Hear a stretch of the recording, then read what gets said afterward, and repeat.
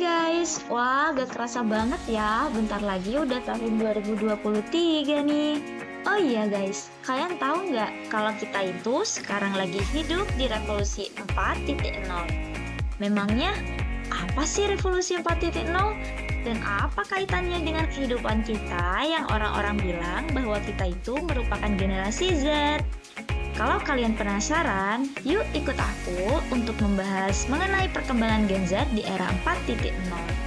Tapi sebelumnya, kenalin dulu nih anggota dari kelompok 5.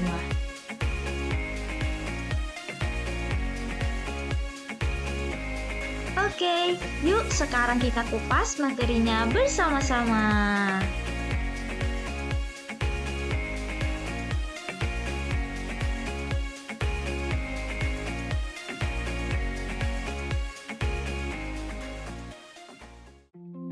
Yang selanjutnya penyajian materi. Yang pertama, apa itu era 4.0? Yang kedua, apa itu Gen Z? Yang ketiga, contoh kasus. Dan yang terakhir, dampak teknologi terhadap remaja. Era 4.0. Di abad 21 ini, kita sudah masuk pada era revolusi industri 4.0 atau revolusi industri generasi keempat. Era industri 4.0 ditandai dengan semakin canggihnya teknologi yang berkembang, yaitu dengan adanya interkoneksi antar manusia dengan teknologi yang dihubungkan melalui internet. Pada era ini, hampir semua kegiatan dilakukan melalui internet yang mana dominan penggunanya adalah remaja.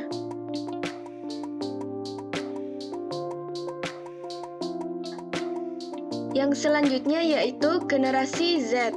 Generasi Z atau Gen Z disebut sebagai generasi yang lahir setelah generasi Y.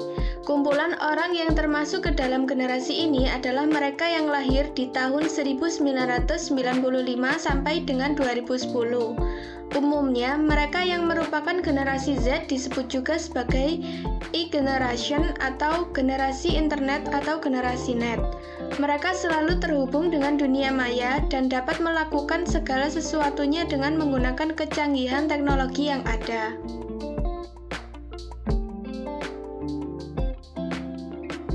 Terdapat dampak teknologi pada generasi Z, yaitu dampak positif dan dampak negatif. Dampak positif yang pertama yaitu mempermudah komunikasi jarak jauh. Kedua, memperbanyak relasi pertemanan. Ketiga, mempermudah mendapatkan informasi. Yang selanjutnya yaitu dampak negatif.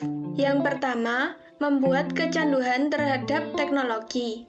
Yang kedua, membuat manusia bersifat pasif dan malas.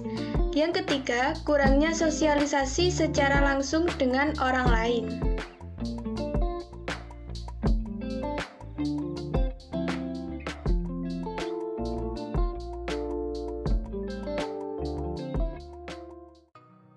Inilah yang terjadi apabila generasi sekarang yang lebih mementingkan dunianya sendiri berupa gadget.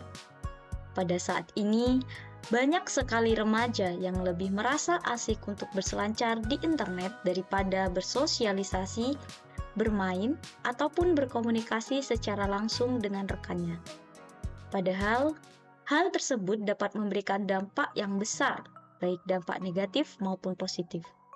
Salah satu dampak negatif dari bermain gadget adalah membuat kecanduan. Seperti yang dialami dalam salah satu berita di mana ratusan anak mengalami gangguan jiwa akibat kecanduan gadget. Berikut adalah contoh kasusnya. Ini ada berita yang mengejutkan sekaligus warning bagi orang tua karena ada lebih dari 100 anak berusia 5 hingga 15 tahun ini tercatat menjalani pengobatan di Rumah Sakit Jiwa Cisarua karena diduga kecanduan bermain game dalam 2 tahun terakhir. Ya, mayoritas mereka yang berobat mengalami gangguan penyerta yang berawal dari kecanduan game.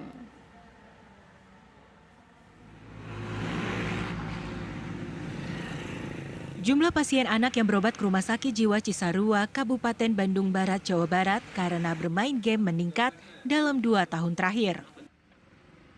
Tercatat dalam seminggu 3 pasien berobat ke Rumah Sakit Jiwa ini karena ketergantungan game ataupun internet. sehingga jumlahnya mencapai kurang lebih 150 pasien dengan usia 5 hingga 15 tahun. Pada dasarnya mereka memainkan games atau mereka memainkan internet itu tentu berada di lingkungan keluarga. Kalau umumnya yang dibawa ke rumah sakit itu sudah lebih berat ya, Dokter Lina ya. Kondisinya sudah komorbid tadi, sudah dengan gangguan penyerta. Jadi kan sayang banget gitu. Padahal pada saat mereka masih bisa dicegah sebelum ada gangguan penyerta, itu lebih baik lagi gitu. Dan itu ketahuan pasti di rumah. Direktur Utama Rumah Sakit Jiwa Cisarua, Dr. Eli Marlian pun mengimbau para orang tua untuk lebih mengawasi penggunaan gawai oleh anak untuk mengantisipasi kasus kecanduan game ataupun internet. Dari Bandung, Jawa Barat, Suhendar, TV One mengabarkan.